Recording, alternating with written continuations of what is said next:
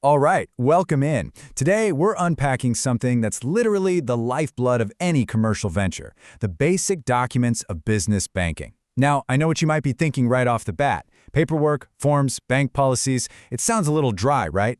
But stick with me here, because in this explainer, we are going to completely demystify these foundational documents and show you how they give you absolute, undeniable control over your hard-earned cash. Okay, let's dive straight into our four-step roadmap for this. First up, we'll cover the business bank account. Second, moving your business money. Third is the monthly report card. And finally, putting it into practice. By the time we wrap up, you'll see exactly how this whole cash lifecycle seamlessly connects. So kicking things off with Section 1, the business bank account. This is really about establishing your financial foundation. Because, before you can actively manage your cash, you absolutely have to give it a secure, organized home. Now, there isn't just one universal type of account that does everything. Instead, I want you to visualize your business accounts kind of like drawers in a heavy-duty filing cabinet. Your checking account is your top, most accessible drawer. It's for your daily operations, the receipts, and the payments you handle constantly. Your savings account is a lower, much more secure drawer for surplus cash you just don't need right this second, and it sits there quietly earning interest. And then you have specialized accounts. These are locked, highly specific drawers reserved strictly for things like payroll, escrow, or maybe foreign currency transactions. Now, what's really interesting about this is how incredibly tempting it is for a new business owner to just lump all their money together into one big pile. But we have to recognize the completely divergent purposes here.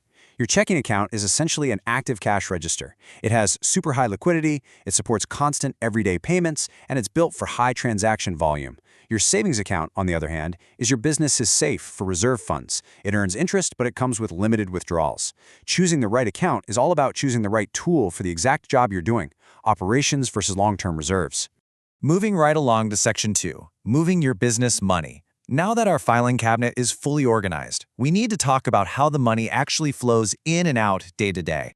But before we get into the specific documents, think about this for a second. How do you actually securely authorize payments out of your account without opening yourself up to massive fraud? Because you can't just call up the bank and say, hey, go ahead and get my vendor $1,000. The stakes are way too high for that. So the mechanism has to be absolutely airtight. And that airtight mechanism is the check.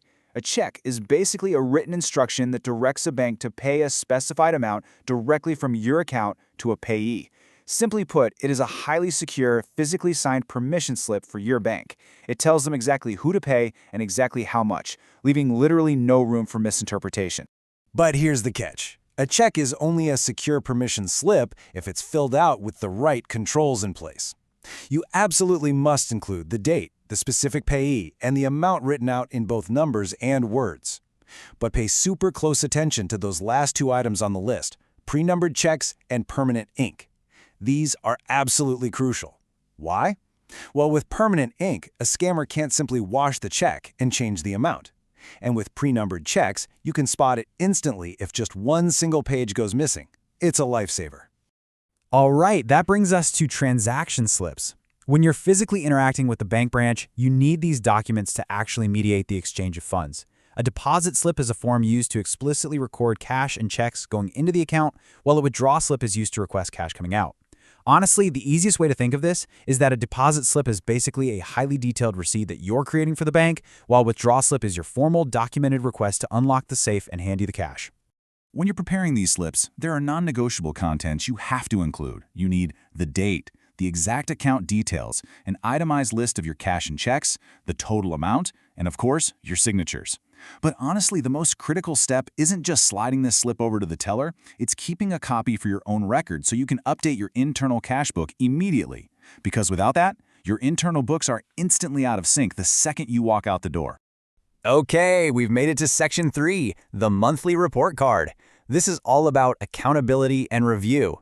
We've written our checks, we've kept our slips, and now we've finally reached the end of the month.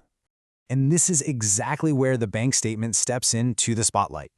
A bank statement is a periodic report that summarizes all your transactions, your balances, fees, and the interest for an account.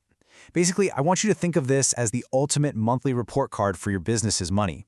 It is the bank's highly objective, official track record of every single thing that entered or exited your account over the last 30 days. So the crucial point is this. What exactly are we looking for when we open up this report card? Well, we're checking our opening and closing balances, all the cleared checks, the deposits, any of those pesky bank charges, and whatever interest we managed to earn. But here is the really important part. We do not just give this a quick glance and toss it in a desk drawer. No way. We actively review these elements specifically to catch errors and spot fraud.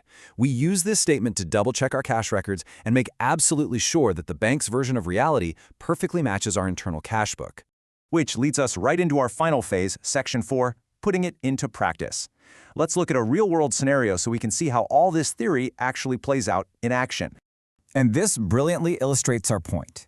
Imagine you've just had a really fantastic day of sales, a huge influx of funds, and we're making a total deposit of 45,000 pesos.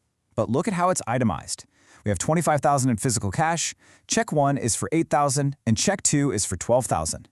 By breaking it down line by line exactly like this on the slip, you're giving the bank teller a perfect, undeniable roadmap of your deposit, making sure that absolutely not a single peso gets lost in the shuffle. To tie the whole shebang together, let's quickly walk through the complete reconciliation life cycle for that exact 45,000 peso deposit. Step 1, you physically fill out the deposit slip we just talked about. Step 2, you immediately take your copy of that slip and post that $45,000 directly to your internal cash book. Step 3, you patiently wait for the end of the month for that bank statement report card to arrive. And finally, Step 4, you match the cleared items on the statement right against your internal book. If that $45,000 deposit shows up on the statement, boom, you are perfectly reconciled. If one of those checks happen to bounce and doesn't appear, you flag it as an outstanding item. It's just a really beautiful, chronological closed-loop system. Which brings us to our final thought for today. I want you to answer this honestly for yourself. Is your business cash strictly controlled right now, or are you actually leaving your hard-earned money totally vulnerable to chaos? You see, understanding these basic banking documents isn't just about doing administrative chores. It's about building an impenetrable fortress around your finances. So implement these controls today and take absolute charge of your business's future. Thanks so much for joining us for this explainer, and we'll catch you next time.